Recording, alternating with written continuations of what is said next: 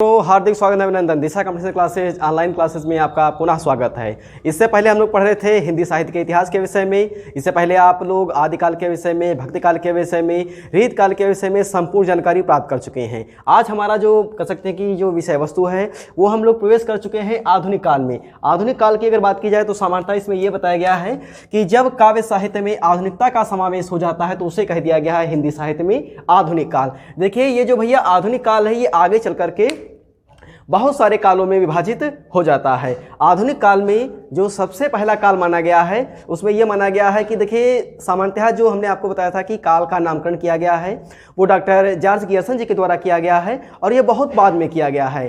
तो इसमें यह माना जाता था कि जिस कवि का योगदान जिस काल में सर्वाधिक रहा उस काल का नामकरण उस कवि के नाम पर ही कर दिया गया। तो इसमें आपको ध्यान रखना, जैसे 1850 ईस्वी से आधुनिक काल की समयावधि प्रारंभ मानी जाती है। उसके बाद में इसमें जो पहला काल माना गया वो भारतीय युग माना गया। इसकी जो टाइमिंग मानी गई वो कितनी है, 1850 से लेकर के 1900 ईस्वी की जो समयावधि मानी गई है वो भारतीय युग की समयावधि मानी गई है। देखिए पहला काल जो इसमें है वो भारतीय युग है। आधुनिक काल का पहला काल भारतीय युग है। भारतीय युग के बाद जब हम आगे बढ़ेंगे तो इसमें द्विवेदी युग आ जाता है। द्विवेदी युग के बाद जब हम आगे बढ़ते हैं तो छायावाद काल आ जाता है। उसके बाद जब हम छायावाद काल के आगे बढ़ते हैं तो सामान्य रूप से प्रगतिवाद आ जाता है। उसके बाद जब हम प्रगतिवाद के आगे बढ़ते हैं तो प्रयोगवाद आ जाता है और उसके बाद में नई कविता का युग प्रारंभ हो जाता है। अर्थात 1951 के बाद जो कविता लिखी जा रही है उसे नई कविता का युग कहा जाता है। इस प्रकार से ये आधुनिक काल के कुछ प्रमुख युग हैं। इसमें सबसे पहला काल जो बताया गया है वो भारतीय युग बताया गया है। इसकी अवधि जो मानी जाती है 1850 से लेकर के 1900 ईस्वी की जो अवधि है वो भारतीय युग की अवधि मानी जाती है। देखिए सामान्य रूप से भारतीय युग का नामकरण भारतीय हरिश्चंद्र जी के नाम पर किया गया है। तो इसका तात्पर्य हम ये नहीं लगाएंगे कि 1850 से 1900 का जो कार्यकाल रहा है वो भारतीय जी का कार्यकाल रहा है। देखिए भारतीय हरिश्चंद्र जी का जो जन्म हुआ था वो 1850 में हुआ था काशी में और इनका जो देहांत होता है वो लगभग कह सकते हैं कि 1900 के आसपास, माफ कीजिए 1885 में इनका देहांत हो जाता है। तो अगर देखा जाए कि जन्म हुआ तुरंत क्या कविता लिखने लगे थे, ऐसा कुछ भी नहीं हुआ था। देखिए सामान्यतः माना इसमें यह जाता है कि भारतेंदु हरिश्चंद्र जी ने इस युग में अपना सर्वाधिक योगदान दिया है। बहुत कम उम्र तक ये जीवित रहे थे। पर्याप्त काव्य साहित्य इन्होंने रचा है। नाटक की शुरुआत औपचारिक रूप से इन्होंने ही की थी। तो इनके सम्मान में क्या होता है कि भारतेंदु हरिश्चंद्र जी के सम्मान में ही इस युग का नामकरण कर दिया जाता है भारतीय युग।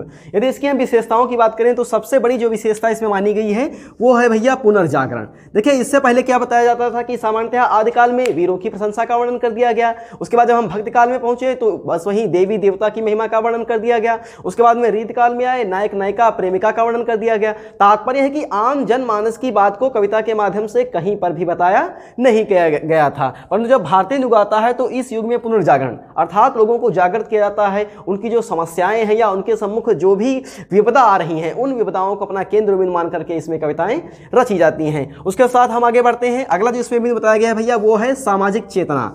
सामाजिक चेतना की अगर बात की जाए तो सामान्यतः ये जो युग माना गया है तो इसमें सामान्यतः हमें कह सकते हैं कि भारत पर अंग्रेजों का अधिकार हो गया था। हम सब उनके अधीन रहकर के कार्य करते थे, उनके अत्याचार सहन कर रहे थे। तो इसमें दो कह सकते हैं कि इनकी जो शाखाएं होती हैं, दो शाखाएं होती हैं। सबसे पहले तो ऐसी शाखा होती है जो अंग्रेज के कह सकते हैं कि अंग्रेजों को के भक्त थे, उनकी प्रशंसा में गीत लिखते थे। उसके बाद इसमें दूसरी जो शाखा मानी जाती है वो विरोधी शाखा मानी जाती है। विरोधी का तात्पर्य है कि जो अंग्रेजों की नीतियों के विरोधी थे। इसमें हम प्रमुख रूप से कह सकते हैं भारतेंदु हरिश्चंद्र जी स्वयं इसके बहुत बड़े विरोधी थे। वो अंग्रेजी भाषा के बहुत बड़े विरोधी माने जाते हैं। जैसे उन्होंने निज भाषा को आगे बढ़ाने का प्रयास किया है। इनके संदर्भ में एक बहुत महत्वपूर्ण दोहा भी आ जाता है कि निज भाषा उन्नत है सब उन्नत को मूल, बिनु निज भाषा ज्ञान के मिटाए नाही को सूल। अर्थात भारतेंदु हरिश्चंद्र जी ने मातृभाषा हिंदी को आगे बढ़ाने का किया है। उसके बाद इसी में अगर देखा जाए तो प्रताप नारायण मिश्र जी भी आ जाते हैं। उनकी भी रचनाएं बहुत महत्वपूर्ण मानी जाती हैं कि सर्वस्व लिए जात अंग्रेज हम केवल लेक्चर के तेज। अर्थात हम सिर्फ सभा करके लेक्चर पे लेक्चर झाड़ रहे हैं, अंग्रेज क्या कर रहे हैं, हमें लूटते हुए जा रहे हैं। उसके बाद में दूसरी जो इसमें विशेषता मानी गई है, अगली जो विशेषता है वो है रीति निरूपण। देखिए समाज सेवा, पुनर्जागरण, इसके साथ साथ इसमें रीतिकाल की भी झलक हमें दिखाई पड़ती है। जैसे भारतेंदु हरिश्चंद्र जी हो गए या बद्रीनारायण चौधरी प्रेमघन जी हो गए या प्रताप नारायण मिश्र जी हो गए या या अंबिका दत्त व्यास जी हो गए, इनकी जो प्रारंभिक रचनाएं मानी जाती हैं, जो इनकी काव्य रचनाएं हैं, उसमें हमें रीतिकालीन निरूपण दिखाई पड़ते हैं। जैसे यमुना छवि की हम बात करें तो यमुना छवि भारतेंदु हरिश्चंद्र जी ने जो लिखा है तो उसमें प्रमुख रूप से रीतिकालीन श्रृंगार का वर्णन किया गया है। उसके साथ साथ जो प्रेम मलिका है, प्रेम सरोवर है, प्रेम फुलवारी है, ये इस प्रकार की जो रचनाएं हैं, इन सब में हमें रीतकालीन विशेषताएं देखने को मिलती हैं। दूसरी भैया अगली जो विशेषता इसमें बताई गई है वो है समस्या पूर्ति। समस्या पूर्ति, सबसे बड़ी समस्या क्या थी कि हम अंग्रेजों के अधीन रह करके काम कर रहे थे, उनका अत्याचार हम सह रहे थे, आने वाले जो कह सकते हैं कि निम्न वर्ग के लोग थे उन पर बहुत ज़्यादा अत्याचार हो रहा था। तो भारतेंदु हरिश्चंद्र जी, देखिए इस समय क्या होता है कि एक मंडल बन जाता है, उस मंडल का नाम होता है भारतेंदु मंडल। तो जो भारतेंदु मंडल के सदस्य होंगे, जैसे भारतेंदु हरिश्चंद्र जी हो गए, प्रेमघन जी हो गए, प्रताप नारायण मिश्र जी हो गए, बालकृष्ण भट्ट जी हो गए, अंबिका दत्त व्यास जी हो गए, ये जो प्रमुख कवि माने गए हैं, इन कवियों ने क्या किया है कि भारतेंदु हरिश्चंद्र जी के कह सकते हैं कि निर्देशन में कविताएं रची हैं। तो इनकी सबसे बड़ी विशेषता क्या मानी गई है? समस्या पूर्ति, अर्थात आम जनमानस की जो समस्याएं हैं उन समस्याओं को हम किस प्रकार से दूर करेंगे, उस पर कविताएं रची गई हैं। और उन कविताओं को कह सकते हैं कि आम सामान्य व्यक्तियों के मध्य भेजा गया है और उन्होंने क्या किया है कि इससे एक विशेष चेतना प्राप्त हुई है उनको। उसके बाद में अगली जो विशेषता मानी जाती है वो है गद्य काल का प्रारंभ। देखिए भैया, इससे पहले के जो काल थे वो सब काव्य में रचे गए, इसलिए जो हमारा सबसे पहला जो टॉपिक था उसमें हमने लिखा भी था कि हिंदी साहित्य काव्य तथ्य, अर्थात काव्य का इतिहास। देखिए सबसे पहले क्या हुआ, बड़े बड़े महाकाव्य लिखे गए तो उनकी भाषा जो थी वो कविता के रूप में लिखे जाते थे, ना कि गद्य के रूप में। उसके बाद में जब हम पहुंचे भक्ति काल में, वहां पर भी अगर देखा जाए तो प्रमुख रूप से जो भाषा लिखी गई है वो कविता के रूप में लिखी गई। गद्य में ना तो कोई कहानी लिखी गई, ना तो कोई एकांकी लिखी गई, ना तो कोई नाटक लिखी गई है, सब कविताएं लिखी गई। जैसे रामचरितमानस क्या है, एक विशाल कविताओं का संग्रह है। पृथ्वीराज रासो क्या है, एक विशाल कविताओं का संग्रह है। अर्थात इससे पहले जो कविताएं रची गई, तात्पर्य था कि जो साहित्य रचा गया वो सब काव्य में रचा गया, गद्य के हमें दर्शन नहीं होते हैं। जब हम रीतकाल में पहुंचते हैं, जैसे जो बिहारीदास जी ने सतसई लिखी, या अन्य जो रतन हजारा लिखी गई, या जो घनानंद जी की सुजान हित प्रबंध लिखी गई, या जो कह सकते हैं कि रसनिधि ने लिखा, जो भी रचनाएं रची गई वो सब काव्य में रची गई। परंतु यहां पर अब क्या हुआ कि यहां पर हम कह सकते हैं कि धीरे धीरे गद्य का प्रारंभ हो गया। तात्पर्य था कि इस युग में गद्य का प्रारंभ हो गया। देखिए इससे पहले जो काव्य लिखे गए, महाकाव्य लिखे गए, खंड काव्य लिखे गए, या अन्य जो सामान्य काव्य पंक्तियां लिखी गई, फुटकल पद लिखे गए, छंद लिखे गए, तो इन सब में कह सकते हैं कि काव्य की भाषा को आगे बढ़ाने का प्रयास किया गया। परंतु यहाँ पर क्या होता है कि गद्य को आगे बढ़ाने का प्रयास किया जाता है। और गद्य में कविता लिखना एक कह सकते हैं कि कठिन कार्य है, क्योंकि कविता में एक लय होनी चाहिए, एक सुर होना चाहिए, एक ताल होना चाहिए, और ये सब हमें रस छंद अलंकार से ही मिलता है। परंतु गद्य में क्या होता है, रस छंद अलंकार का अभाव होता है। तो इसमें सबसे महत्वपूर्ण विशेषता यह मानी जाती है कि इस युग को गद्य का काल कहा गया है। और इस युग में क्या होता है कि सर्वप्रथम नाटक का लेखन प्रारंभ होता है। जैसे एक प्रश्न परीक्षा में बहुत बार पूछा गया है कि हिंदी का प्रथम नाटक कौन है, तो आपको ध्यान रखना है भैया कि जो हिंदी का प्रथम नाटक है वो है नहुस, जिसके लेखक हैं गोपाल चंद्र गिरधर दास। ध्यान देंगे, गोपाल चंद्र गिरधर दास। ये जो गोपाल चंद्र गिरधर दास हैं ये भारतेंदु हरिश्चंद्र जी के पिताजी थे। इन्होंने सर्वप्रथम क्या किया है कि नहुस नाटक लिखा।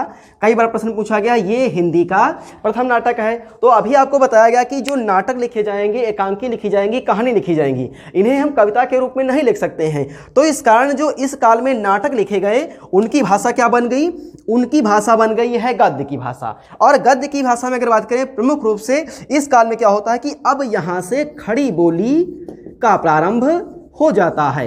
अर्थात इस काल की जो गद्य की रचनाएं रची गई वो सब किस में रची गई, वो सब खड़ी बोली में रची गई। अब इस जैसे ही हम लोग आगे बढ़ते जाएंगे, जैसे आधुनिक काल में संपूर्ण जो भाषा रही है वो कह सकते हैं कि 100% लोगों की जो भाषा रही है वो खड़ी बोली रही है। भारतीय युग में जितना भी गद्य लिखा गया खड़ी बोली में लिखा गया, उसके बाद में द्विवेदी युग में जितना भी गद्य लिखा गया खड़ी बोली में लिखा गया।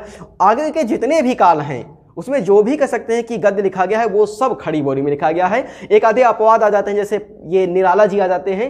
निराला जी ने कविता को लिख दिया है खड़ी बोली में, वो प्रथम कवि माने जाते हैं जिन्होंने कविता को लिख दिया है खड़ी बोली। जैसे लिखा है कि वह तोड़ती पत्थर मैंने उसे देखा इलाहाबाद के पथ पे, तो ये पता ही नहीं चल रहा है कि वो कविता सुना रहे हैं कि हमें कहानी सुना रहे हैं। तो वो एकमात्र ऐसे कवि हैं जिन्होंने कविता को लिखा है खड़ी बोली में, अर्थात उन्होंने गद्य का रूप दे दिया है। तो इस काल की कह सकते हैं अगली विशेषता क्या मानी गई कि गद्य का लेखन प्रारंभ हो गया और इसमें नाटक लिखे गए। नहुस नाटक लिखा गया। उसके बाद में भारतेंदु हरिश्चंद्र जी ने बहुत सारे नाटक लिखे हैं, इनको कहीं कहीं पर नाटक सम्राट भी कह दिया गया है। उसके बाद में क्या होता है कि बद्रीनाथ चौधरी जी हो गए, प्रताप नारायण मिश्र जी हो गए, बालकृष्ण भट्ट जी हो गए, अंबिका दत्त व्यास जी हो गए, आदि आदि जो किशोरीलाल गोस्वामी जी हो गए, इस प्रकार के जो आदि आदि कवि हैं उन्होंने क्या किया है कि खड़ी बोली में पर्याप्त नाटक लिखे हैं। देखिए औपचारिक रूप से जो नाटक शुरू हुए हैं वो किसमें शुरू हुए हैं, भारतेंदु युग में, और जो कह सकते हैं कि वास्तविक रूप से जो नाटक लिखे गए हैं वो सबसे ज्यादा जो नाटक लिखे गए हैं भैया वो छायावाद काल में लिखे गए हैं। इसलिए वास्तविक जो नाटक के प्रणेता माने जाते हैं वो जयशंकर प्रसाद जी माने जाते हैं। उनके नाटक जैसे बहुत महत्वपूर्ण ध्रुवस्वामिनी हो गया, जन्मेजय का नागयज्ञ हो गया, चंद्रगुप्त हो गया, स्कंद गुप्त हो गया, ये समस्त नाटक आपकी परीक्षा का भाग बनते हैं।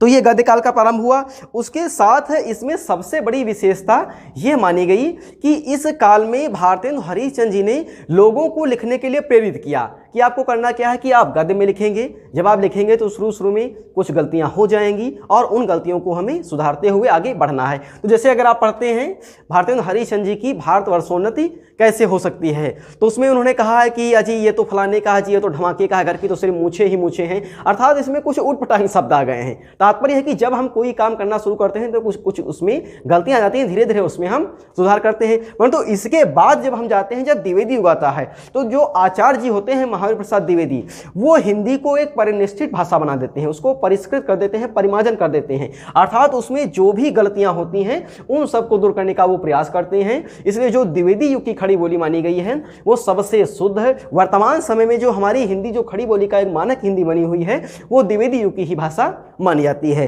तो इस काल की जो सबसे बड़ी विशेषता यह मानी गई कि इस काल में गद्य का प्रारंभ हो गया और इस काल में ही नाटक का लेखन प्रारंभ हो जाता है। और इसमें अगर देखें तो प्रमुख रूप से ये होता है कि देखिए इससे पहले तो काव्य रचा जा रहा था, तो काव्य में क्या होता था कि अधिकतर जो तत्सम शब्द होते थे उनका प्रयोग होता था, परंतु यहां पर आते थे क्या हुआ, अब नए नए शब्द इसमें आ गए। जैसे प्रमुख रूप से अगर देखें तो यहां पर भैया अरबी और फारसी के शब्दों की ये कर सकते बारिश हो जाती है।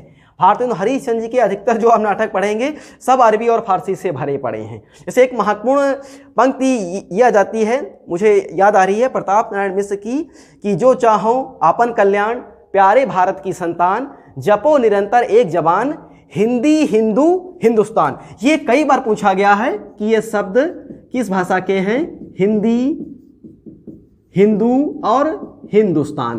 तो आपको ध्यान रखना है कि ये जो तीनों शब्द हैं ये किसके हैं, ये हैं फारसी भाषा के।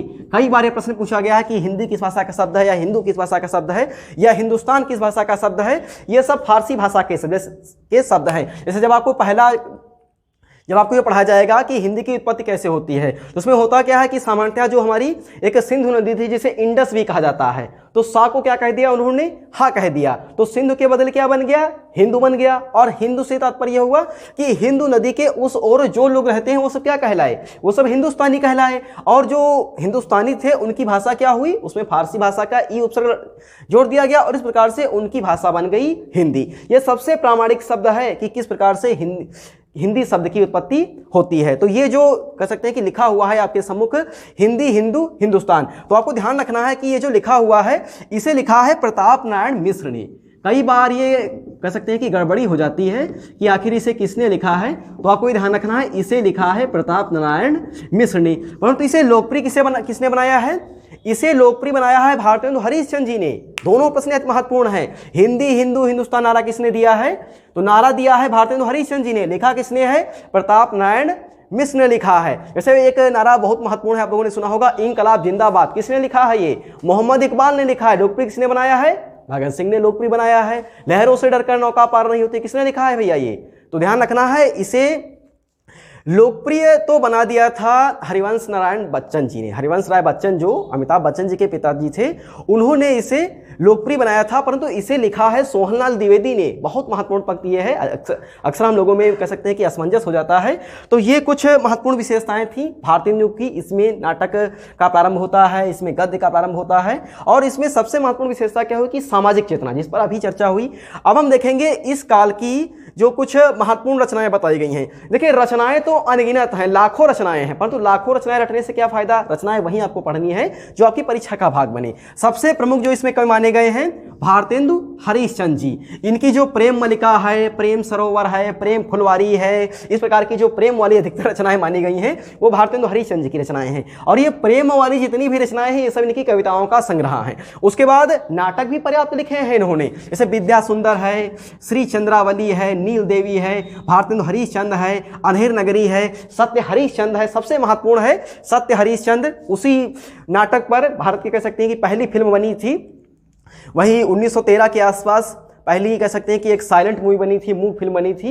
यह बीपी मिश्रा थे देवरिया के, उन्होंने पहली मूक फिल्म बनाई थी, वो सत्य हरिश्चंद्र पर ही, उसका शीर्षक था राजा हरिश्चंद्र। उसके बाद में अगले जो आते हैं वो है बद्री नारायण चौधरी प्रेम घन। प्रेम घन का मतलब भैया होता है आनंद के बादल। इनकी जीर्ण जनपद ये भी एक काव्य संग्रह है, आनंद अरुणोदय ये भी काव्य संग्रह है, श्रृंगार विलास ये भी काव्य संग्रह है, मयंक महिमा ये इनका एक महत्वपूर्ण नाटक है। उसके बाद आते हैं प्रताप नारायण मिश्र जी, इनकी प्रेम फुलवारी है, मन की लहर है, कल कौतुक है, ये सब भैया इनके काव्य संग्रह हैं। अर्थात नाटक भी इन्होंने लिखे हैं। देखिए नाटक, एक नाटक भारतेंदु हरिश्चंद्र जी ने भी लिखा है, भारत दुर्दशा भारतेंदु हरिश्चंद्र जी ने भी लिखा है, और एक भारत दुर्दशा प्रताप नारायण मिश्र ने भी लिखा है। जैसे एक उर्वशी दिनकर ने भी लिखा है और एक उर्वशी जयशंकर ने भी लिखा है। परंतु आपकी परीक्षा में जब उर्वशी पूछी जाती है तो आपको हमेशा ध्यान रखना है कि कौन सी उर्वशी पूछी गई है।